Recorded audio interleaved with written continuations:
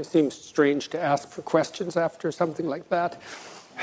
But that's where we're at now.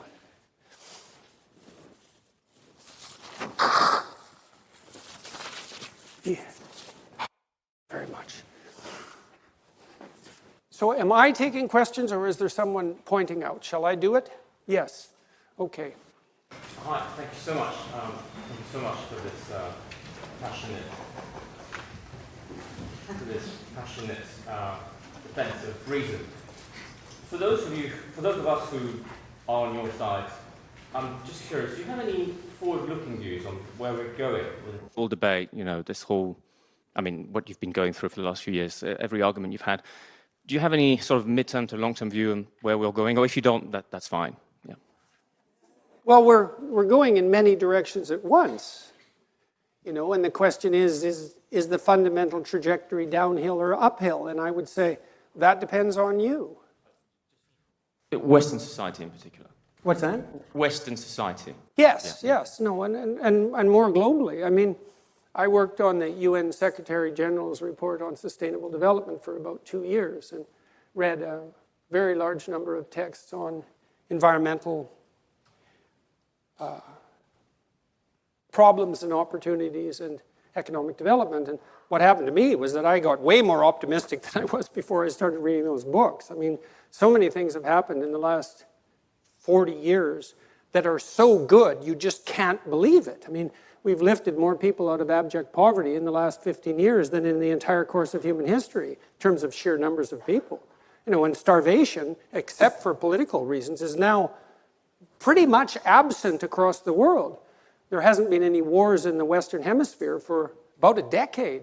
That's really something, and no major wars plague us at the moment.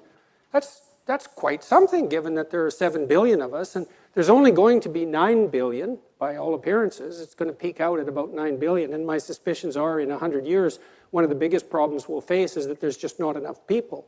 And you never hear that, but I really do believe it's likely to be the case. And we can certainly carry 9 billion people without doing the planet undue environmental damage. And people who claim otherwise, I think a lot of things about that. But one of the things I don't think is that that's an accurate viewpoint.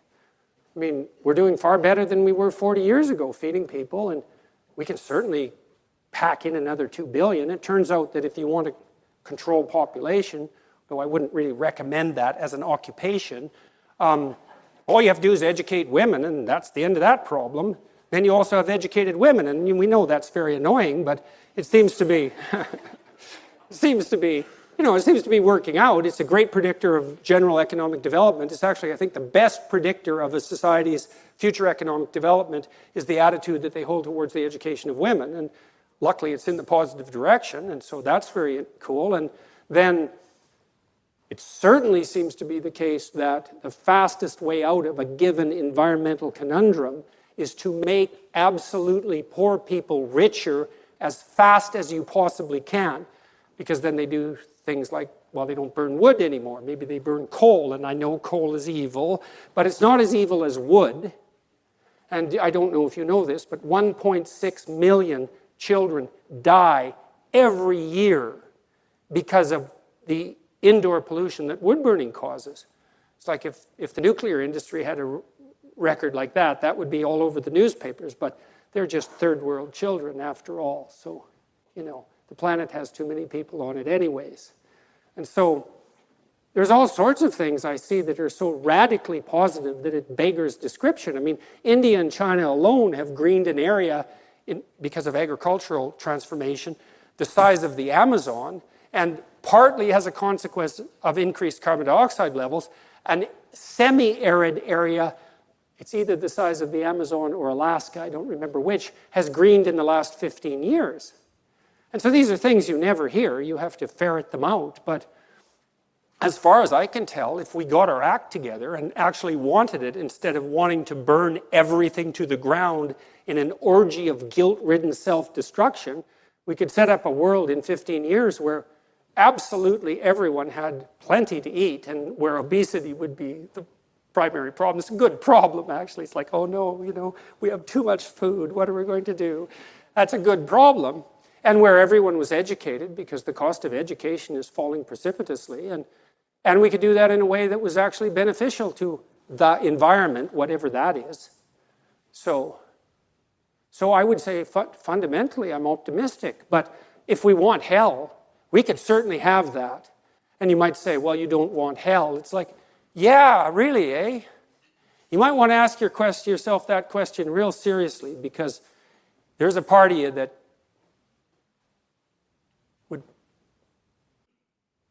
would wreak vengeance on God for the catastrophic suffering of being. That's for sure. And that's Cain, right? So, no, I'm optimistic, because I also don't believe that our fundamental motivations are that of a corrupt will. I think that's wrong. I think it's wrong factually, and I think it's an appalling claim philosophically, and it's a radically destructive claim ethically. Demoralizing, a terribly demoralizing claim. And demoralizing enough to really hurt people. And I've seen many, many people, maybe thousands of people, maybe tens of thousands of people, hurt by that claim, hurt to the deep recesses of their soul. But I would say, like, it depends. Depends on what you choose to do. Really, depends on what you choose to do. You know, I read once, I think this was in a Solzhenitsyn novel, although it might not have been. And it's certainly not his idea. It's an idea from one of the church fathers, that God is a circle whose center is everywhere and whose circumference is nowhere. Nice mathematical model of God. I like it a lot.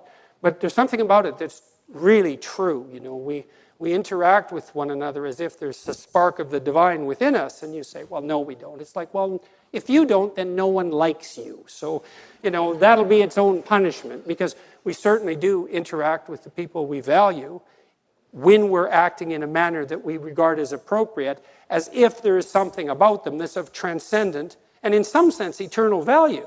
And you might say, well, you don't believe that. It's like, well, do you believe in natural rights? Because the notion of natural rights is predicated on that underlying presupposition or observation. And you don't believe in natural rights, well, then again, where are you exactly? And who are you exactly? And those are questions very much worth posing. And so I think that truth is more powerful than deceit by a large margin.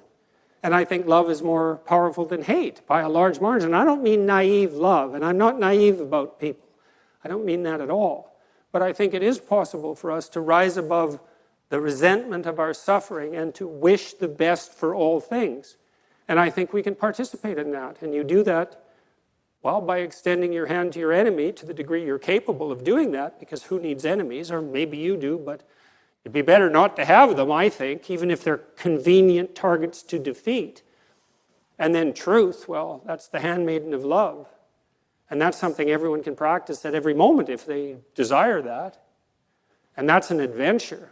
You know, if you're acting deceitfully, you already specify the outcomes of your actions, and you pursue that. But the problem with that is it's predicated on the acceptance of your own authoritarian completeness. It's like, what the hell do you know about what you should have?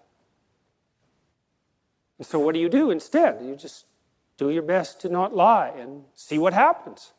And what happens are wonderful things, although perhaps not at the beginning, when there's a lot of mess to claw through. So sorry for the lengthy answer, but it was a complicated question.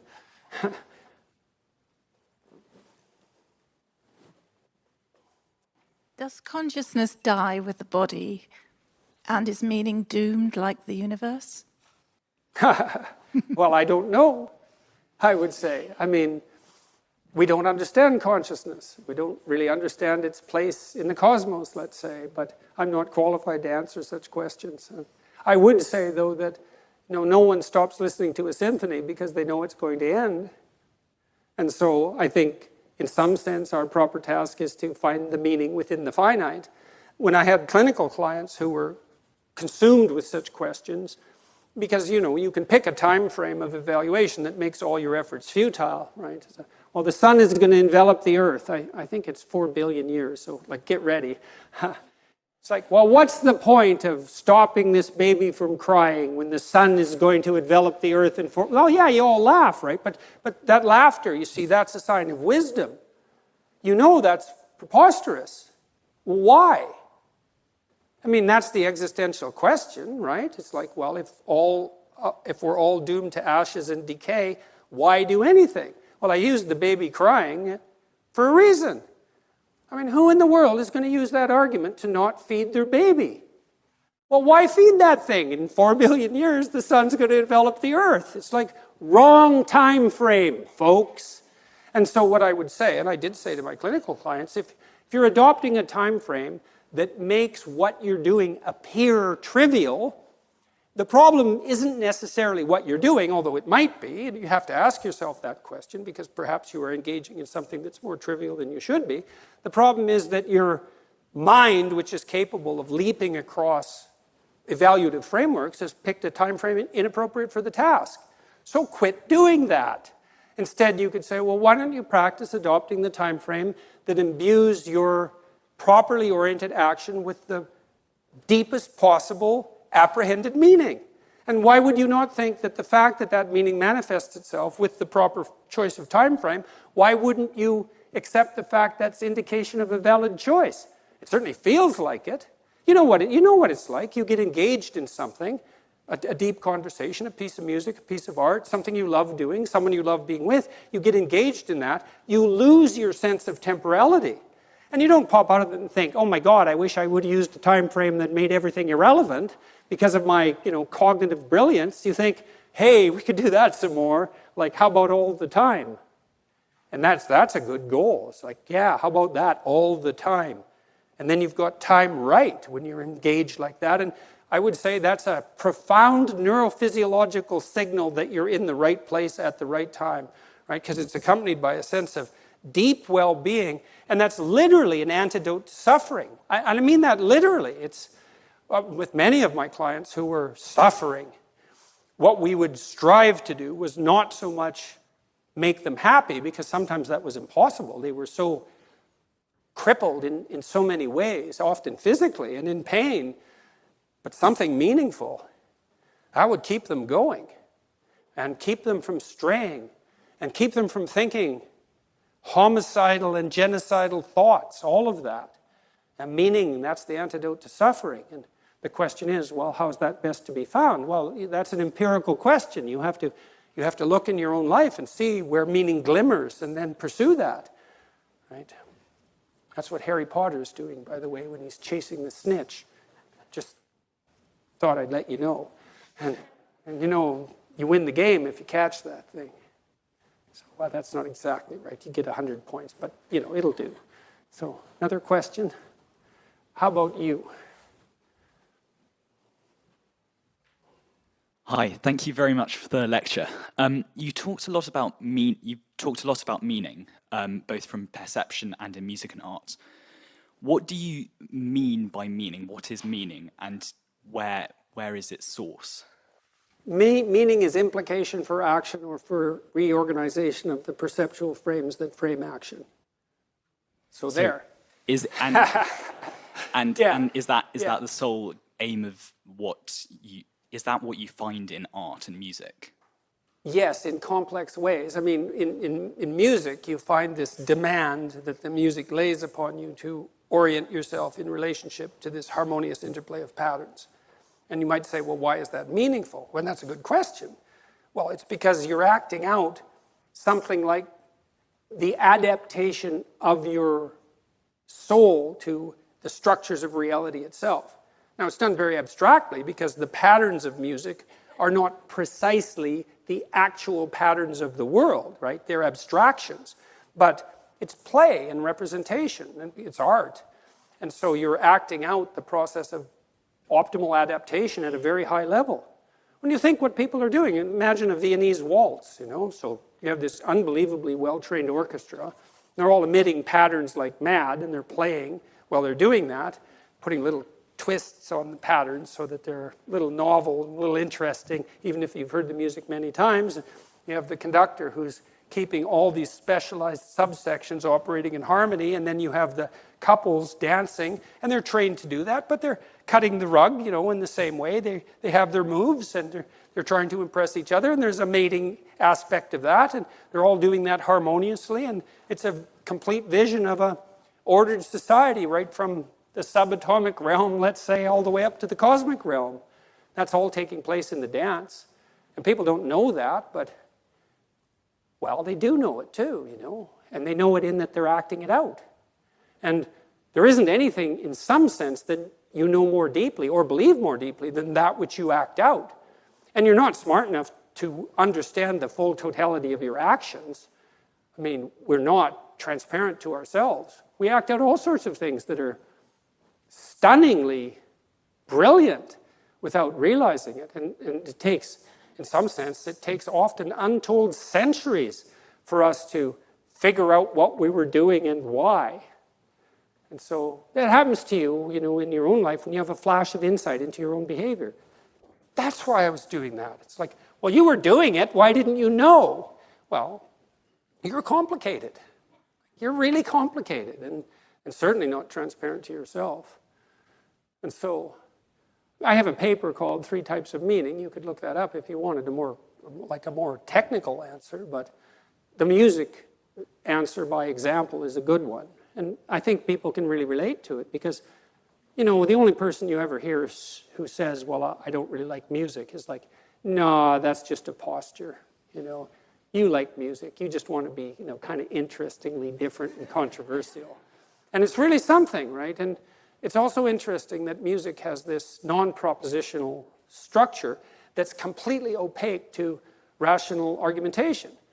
You know, I used to like to watch punk rockers, yeah, especially the ones who did mosh pit punk rock. And, you know, I went to a Ramones concert once. It was quite comical. I was on the 2nd floor. It was so loud. I couldn't hear for 3 days after this concert because it was a pretty little theater. We sat about 800 people, and they had their stadium speakers in there. It was like sonic wall of sound. And we were above this mosh pit, and there was all these like nihilistic punk rockers down there smashing into each other and throwing themselves off the stage. And I thought, for all this talk of nihilism, there you are dancing to the harmonious patterns of life. It's like, you know, smash the state and all of that. It's like, we'll groove to that. Yeah, it's very comical. So even among the most propositionally nihilistic, they still fall in love with music. It might be harsh and grating to some ears, but you start where you can. And, you know, I liked the Ramones, so that was fine with me.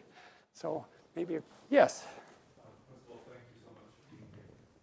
Your example of visualization behavior in Yes. response to brain damage Yes. and heaps of neuroscience all seem to suggest that that consciousness is merely an app running on a biological machine. The thing that, without being the decider really, the thing that John Haidt calls the elephant and the rider. Yeah. And how does this, my question is, how does this grimdark materialist view of existence square with looking for meaning, imitating the divine? Yeah, well, I think the grim, dark view and the biologically determinist view is just wrong, again. And so consciousness is not merely an epiphenomenon of matter, and not that we know what that would mean anyways. Like, what the hell does that mean? It's something we don't understand, matter. We might think we understand it, but all you have to do is familiarize yourself a little bit with quantum theory to understand that you don't understand matter at all. It's like, what is that stuff? And obviously consciousness is implicit in it in some sense, because here it is and we're all conscious and we have no idea how that managed itself. And then the thing about, but more specifically I would say, you know, when Darwin wrote his great tracts on evolutionary theory, he stressed 2 elements of the selection process. Natural selection, fair enough, and you could make a deterministic argument for natural selection. It's not easy because nature is really complicated, and the idea that nature is selecting, that's from a random array of potential traits, let's say, although I'm not convinced that that's entirely random, by the way, but we won't get into that. Nature selects from this random array of traits, and I think that capitalization on randomness in that manner is necessary to solve the complex problem of perception over a very long span of time. But there's sexual selection. Now, it's a scandal in scientific history, as far as I'm concerned, that for almost 100 years after Darwin published his great works on sexual selection, biologists tended to pretty much ignore it. It's like, yeah, no, natural selection. And that was because I think it was easier to maintain a strict determinism by concentrating on natural selection. The tricky thing about sexual selection is, how is that not conscious choice? I mean, what, you don't make a conscious choice when you select? Well, maybe you don't if you've had enough alcohol, but I wouldn't, recommend that as a long-term mating strategy. But you tell me that the conscious choice of women specifically, it's more complex in the case of men, because we're an easier, what would you say? We don't have as much at stake, and so we're not as choosy. Women are exceptionally choosy, and certainly it's like a truism among evolutionary biologists that part of the reason that we had such rapid cortical expansion is because of sexual selection. It's like, how is that not the action of consciousness on matter? And you might say, well, that's only been operating since Homo sapiens because nothing was conscious before then. It's like, you ever see that BBC clip of the pufferfish making the Mandela? Oh, well, you could look that up. This little pufferfish, he's like this long. He's just a pufferfish, It doesn't have any hands, which is kind of hard problem if you want to be a sculptor. He makes this sculpture that's like 20 feet across. He's this big, 20 feet across at the bottom of the ocean. And it's a perfect circle and quite complexly undulated and wavy. It's not the sort of Mandela you would see in a great cathedral, but he's just a fish, man. It's not so bad, And he spends like a week building this thing. And it's so funny watching him in the film because he goes down there and like maybe there's a stray piece of shell and he grabs that and he spits it out because no shells in the damn sculpture. It has to be clean. And then he pops up and he turns one eye like a bird and he looks at it and then he goes down and waves a little sand into place. He's making these dunes that are like a foot high and there's like 400 of them. And then you see an aerial shot of it. It's the size of this stage. And then the female pufferfish comes along and, checks it out and sees if he's got what it takes. And if he does, away they go. It's like, it isn't obvious to me at all that pufferfish isn't conscious. And I would say, well, you're anthropomorphizing. It's like, okay, let's have that discussion. So I'm pretty familiar with the animal experimental literature. And the greatest animal experimentalists, especially those that study motivation and emotion, so they're the ones that are delving very deep into the neurophysiological apparatus. Their basically rule of thumb is you anthropomorphize except when there's a reason not to. I think we share like 85% of our genes with yeast. It's like rats, they're pretty complicated. They play, they laugh, you can tickle them. They die without love. Pufferfish, they make sculptures. Here's a story about spiders. This is a fun story, if you like stories about spiders. So there's these spiders, and the female won't mate with the male unless the male offers her a gift. And so he has to find some dead fly or something that's particularly delicious to a female, and then wrap it really nicely in a web and present it to her. And if she likes it and it's a good fly, then maybe she'll deign to mate with him. But the damn spiders, it's so funny. Some of them will wrap up dirt and present that. It's like they tend not to get away with it, but sometimes they do, so that's pretty funny. But what's also funny is sometimes the female will eat the fly and leave the guy, in his agitated state, let's say. It's like, those behaviors, those are complex, man. And it isn't obvious to me at all that consciousness doesn't exist way down the phylogenetic chain. I mean, maybe it emerges in some form with a differentiated nervous system. We don't know. But Frans de Waal, who's a great primatologist, just wrote a book called, Are We Smart Enough to Know How Smart Animals Are? And the answer to that could well be no. I mean, octopuses, for example. Man, those things are smart. And they can do all sorts of things we can't do. They can transform the texture of their surface as well as the color to match an underlying rock. It's like they'll clamp onto a rock and then poof, they're exactly like the rock. It's like, that's hard. And it's hard to imagine how something like that is possible even without the intermediation of something like consciousness. And I cannot see at all how you can be a biologist and believe in sexual selection and think that only random factors determine evolution. It's like, well, what about mate choice? Well, yeah, no, really. What about mate choice? Really? And you might say, well, that's not aiming at some determinate end, and That's complicated, and that's worthy of discussion, but it's not obvious to me at all that in the human case, it's not aiming at some idealized end. I mean, we certainly look for something approximating an ideal in a mate. We want that, and we want to encourage it if we don't have it to begin with, unless we're, bitter and resentful and jealous. And so we are pushing towards an ideal that's at least implicit, and it governs us at every level of our social interactions. And so I don't think that it is a dark reduction of consciousness to an underlying, say, ultimately real material state, and that's the final answer. I don't think that's true. And there's lots of people who aren't foolish who don't think it's true. It isn't obvious to me that Roger Penrose thinks it's true, and he's no lightweight. So he thinks consciousness is irreducible in some sense.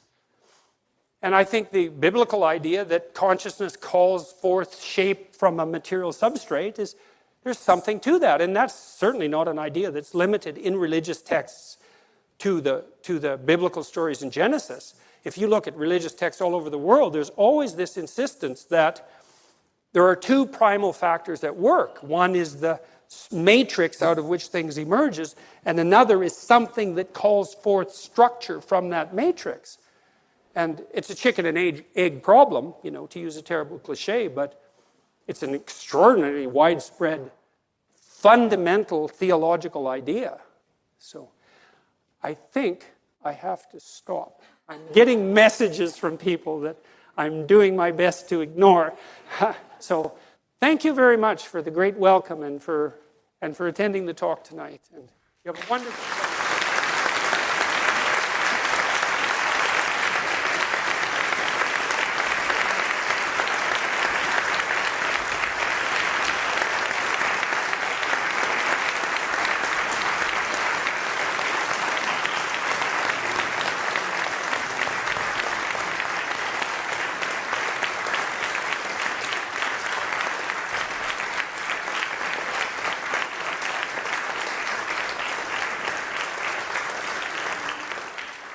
Well, Jordan, thank you so much for a terrific, exciting, perceptive talk. I'm sure we could all have discussed this all night long, but I'm afraid we shall have to wrap up now. So I just want to say a few words. My name's Arif Ahmed. I'm a professor of philosophy in the university. I just want to say a couple of things. The first thing is just to say very briefly this event does mark, I hope, the close of a disgraceful chapter in the history of this university.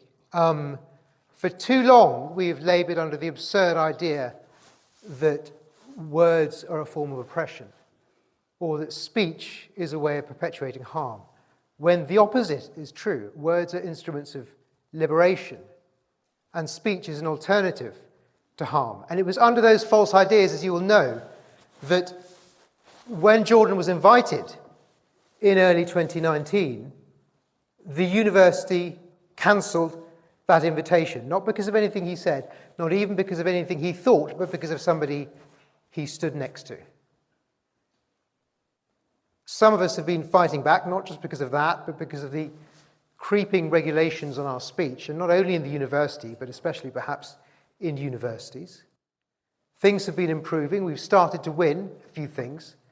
And so I was delighted when I heard in this autumn that Jordan will be coming back to Cambridge. And it represents something of a victory that he has been speaking here. So as well as being obviously a brilliant talk from which we've all learned so much, it represents, as I say, an important victory, not a final victory, because when you fight for freedom of speech, it's never a final victory, but an important victory in this battle to get back this institution, this ancient institution, which has played such a great role in the history of this country and in freedom in this country. Now, I want to have several thanks. First of all, to all of you for making this such an excellent occasion, to those of you who asked such brilliant questions, and in fact, to all of you for coming, even the lobster. And I want to thank Stephen Blackwood, David Butterfield, Douglas Headley, those of us who were involved in this from the start, and for whom this does represent the culmination of months and months of work. And of course, I want to thank the speaker for visiting Cambridge, for everything you've done so far. We've had some brilliant seminars, we've had this terrific talk, the excellent talk last night. You've really brought so much excitement to the university and really livened us up here, and we've had so much fun. It's been brilliant. So we've got some presents for you. We have here an edition, first edition, of a work by someone you mentioned tonight, which is Darwin's Descent of Man. This is the first edition of that. But as well as mental food, you also need real food. So in addition, we've got an enormous slab of meat. So thank you very much for that.